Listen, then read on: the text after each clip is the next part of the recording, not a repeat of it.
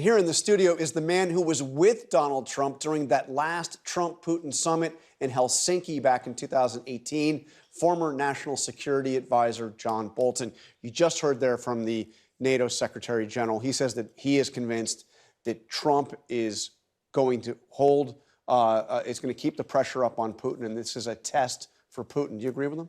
I don't. I think Mark's doing a great job. I would say that, except I hope I don't get him into trouble by saying it. I think Trump has made some mistakes already. Number one, in holding this meeting on American soil, legitimizing a pariah leader of a rogue state.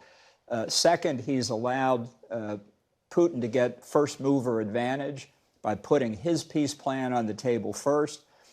You can already see from Trump's own statements, he thinks that Zelensky has to make constitutional modifications for Ukraine to cede territory. Now, Zelensky has flatly rejected that, but what Putin gets more than anything else is an opportunity one-on-one to try and get his magic working again with Trump, applying that KGB training, whether intentionally or unintentionally. He pushed Trump further than Trump wanted to be pushed, and you saw the reaction.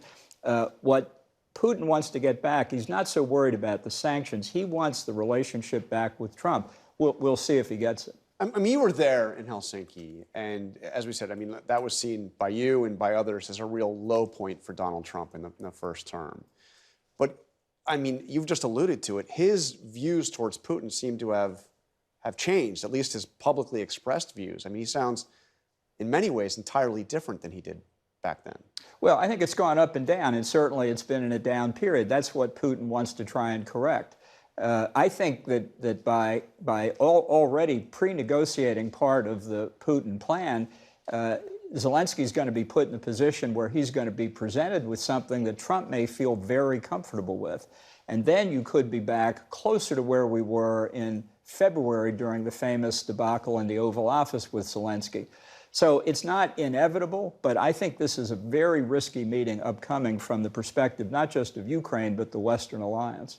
Ultimately, to get peace, does Ukraine, though, have to give up some of that territory in the east? You know, ultimately, I don't think you negotiate under the circumstances that are being presented to them. And I think we've gone through 3.5 years here where neither the United States nor NATO have had an effective strategy for Ukraine to win. We've spent a lot of time making sure Russia doesn't lose. And I think the danger with Trump's present position is, notwithstanding allowing the Patriots to be deployed to Ukraine, he has not made any kind of commitment on continued military assistance, weapons, ammunition, and most critically, intelligence. And that remains at risk for Zelensky.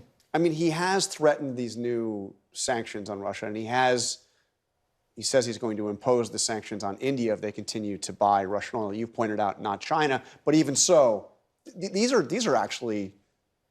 stronger steps than Biden took. Well, we'll see what he actually does. In terms of tariffing Russian exports into the United States, in 2024, the last year we have statistics, it was a whopping $3 billion, most of that fertilizer, which they'd sell somewhere else.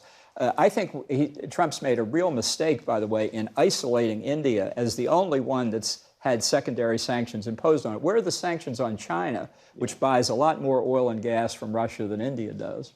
Does Trump, you've been highly critical, obviously, of Trump's foreign policy generally, and specifically on this case.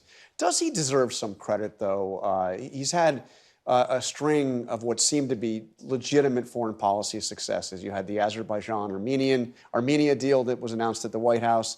He helped broker the agreement between Congo and Rwanda to stop the fighting there.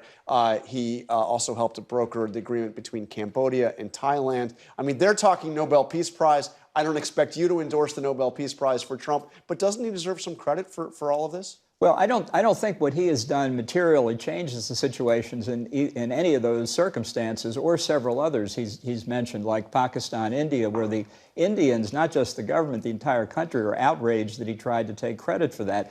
In Thailand, Cambodia, he simply threatened tariffs. If they didn't sign a deal, they've signed a deal. Nothing has changed. And the real kicker in Azerbaijan, Armenia, was the Russians allowing Azerbaijan to take control of Nagorno-Karabakh in the past year. So I think what Trump has done is make it clear that he wants a Nobel Peace Prize more than anything else. And the way to his heart, as Pakistani Chief of Staff Munir found, Bibi Netanyahu found, offer to nominate him. So before you go, we're about to talk about Trump's retribution campaign we're seeing at the FBI and the Justice Department. You're obviously on his enemies list, at least Kash Patel's enemies list.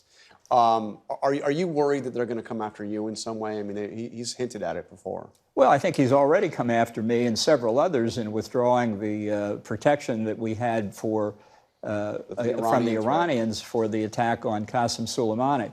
So I think, and I said in the new foreword to the paperback edition of my book, I think it is a retribution presidency. Yeah. John Bolton, thank you for being here with us. Glad to be with you.